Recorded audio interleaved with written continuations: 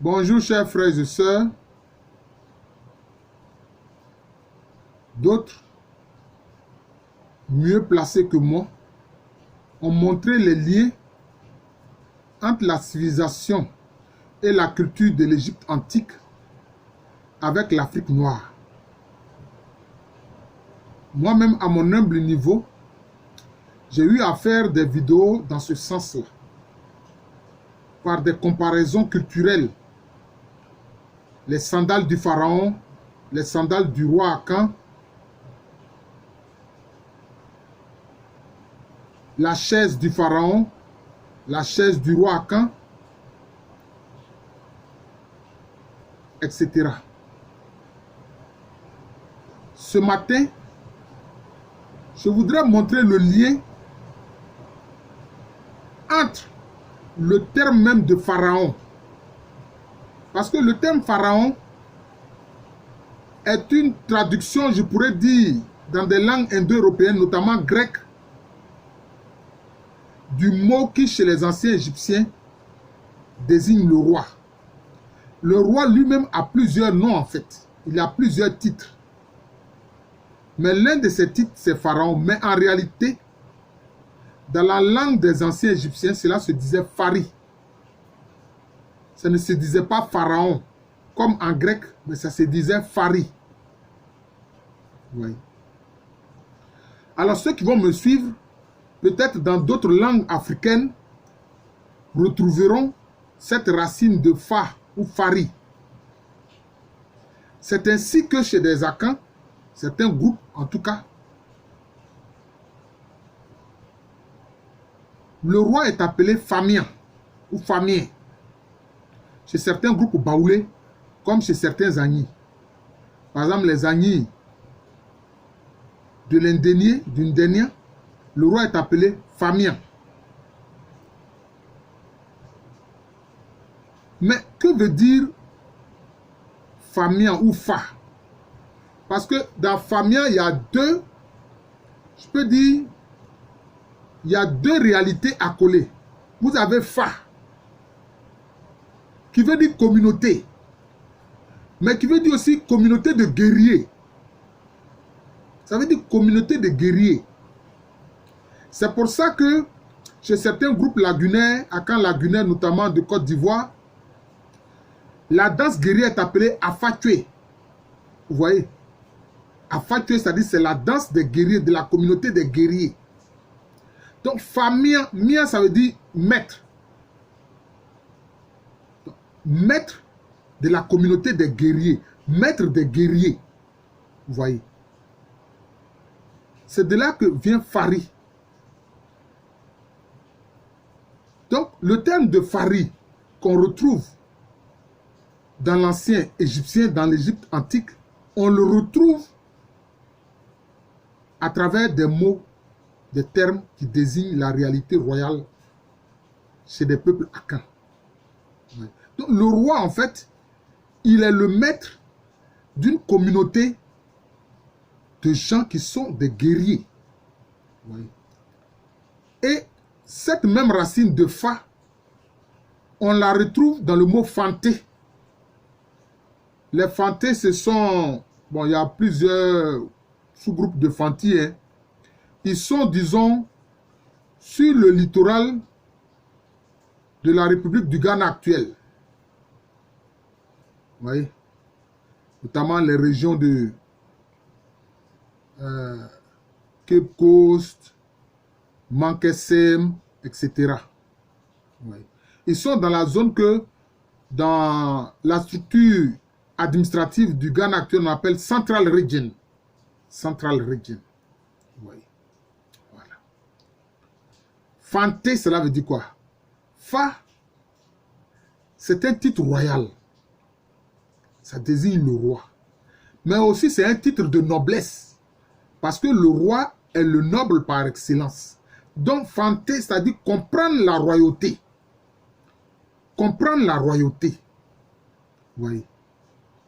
Donc, le terme de Fari, qui désigne, pour ne pas faire de tautologie, le pharaon dans l'Égypte antique, on retrouve ça chez les Akans. les populations à Caen. D'ailleurs, il y a un sous-groupe baoulé qui est appelé Fari. Le sous-groupe Fari des baoulés. Vous voyez.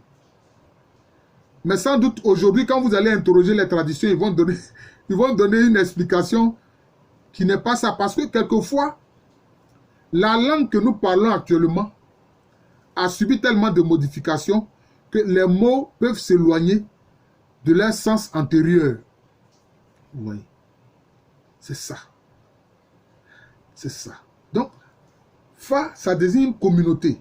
D'ailleurs, dans l'Agni sans vie de la région d'Aboisseau, quand on dit Naofa Oleme, ça dit que nous ne sommes pas de la même communauté, nous ne sommes pas du même groupe, nous ne sommes pas du même âge.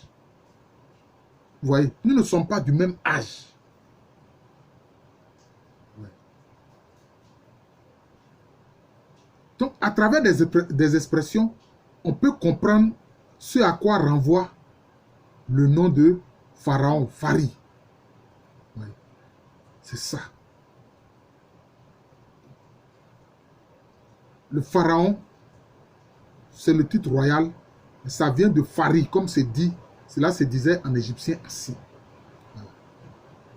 Et chez les Agnis, on dit Famian, notamment les Agnis de la zone de l'Indénié Djoablin. Voilà. Donc, le maître du Fa, le maître de la communauté. Mais une communauté de guerriers parce que on retrouve cette expression-là dans Afatui, qui désigne justement la danse guerrière, qui désigne cette communauté de guerriers. Vous voyez, c'est très important. C'est cela. D'ailleurs, l'organisation des classes d'âge est appelée aussi Fa. C'est appelé Fa. Oui, Fa. Donc, on voit bien que cette expression culturelle vient du legs de l'Égypte antique, de cette civilisation à laquelle nos ancêtres africains ont participé. Oui, nos ancêtres ont participé, nos ancêtres africains ont participé. Donc le Fa, c'est le roi. C'est le roi, mais aussi il est à la tête d'une communauté de guerriers. Des hommes qui sont capables de se battre.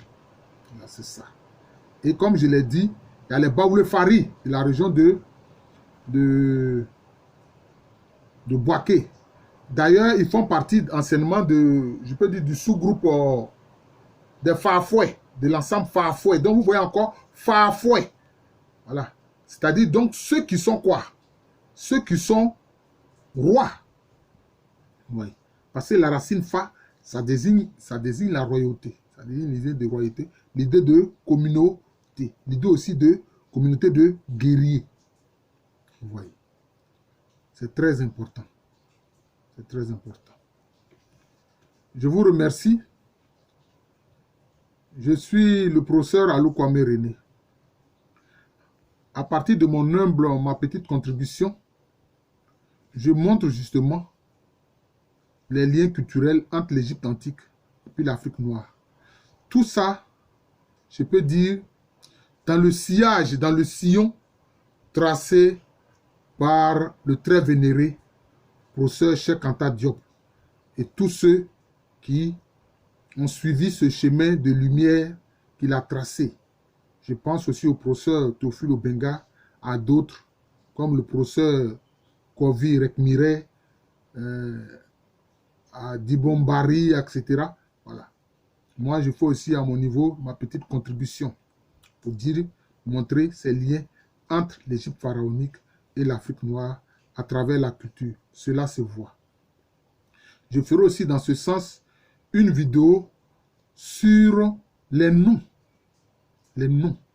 On va voir que les noms que nous portons encore en Afrique ont un lien très étroit avec souvent des noms d'entités qu'on a qualifiées maladroitement de divinités. Parce qu'en fait, les Égyptiens anciens croyaient en un seul Dieu. Voilà. Mais ce sont ces différents attributs, ces différentes articulations, les Nétorus, que les gens ont cru qu'il s'agissait d'un panthéon de différents dieux. Et on va voir les liens avec les noms courants que nous avons ici en Afrique. Voilà. Je vous remercie. Je suis le professeur Alou Kwame René. J'enseigne à l'université de Cocody, l'université Félix Houphouët-Boigny. Cette université est à Abidjan.